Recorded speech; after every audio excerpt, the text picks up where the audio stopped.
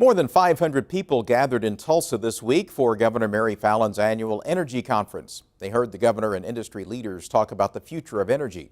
StateImpact Oklahoma's Joe Wertz covered the conference, and I talked to him about where the state's leaders see energy moving in Oklahoma.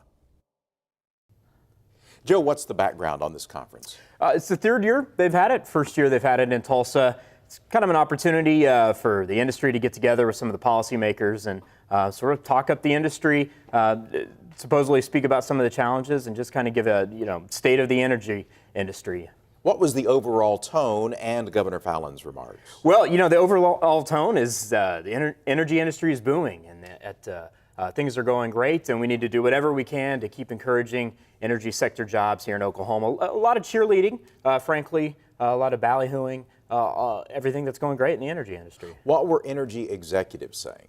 Well, energy executives, some of it was representatives of companies talking about giving an update on their particular operations. A coal company might come in and talk about some of the challenges they were facing with some of Obama's regulations, or H&P, a drilling rig operator, might talk about how they're having a hard time finding trained field hands to work on the rig. So each company kind of gave a synopsis of what they were doing and talked a little bit about some of the challenges that were facing them. The conference came as Chesapeake was announcing major layoffs. Did that come up in the meeting? A day after major layoffs, just down the road, not a word mentioned. Sort of uncanny. I pointed that out. A lot of people talking about it.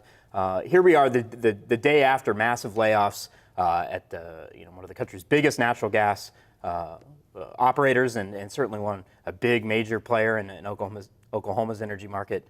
Not a word mentioned. Governor Fallin didn't mention a word about it. Not even a cursory platitude about the challenges as exemplified by the layoffs. So even though that could have an impact on energy in the state. Sure, yeah, absolutely, and it certainly will. A lot of people without a job, a lot of people struggling from it, and a lot of ripple effects from that.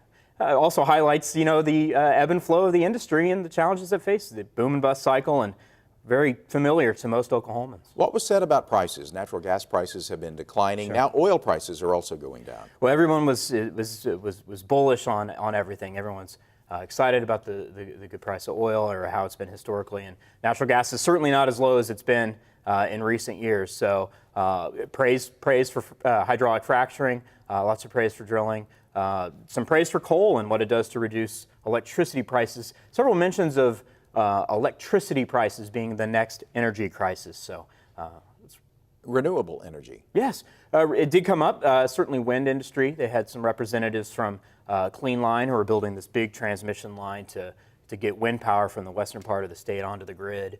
So they talked about that. Some representatives of Google with their data center in Pryor talked about that company's interest in renewable energy and green energy. So it did come up a bit, although largely centered around drilling, natural gas, oil, those types of things. Joe Wertz from StateImpact Oklahoma, thank you. Thank you, Doug.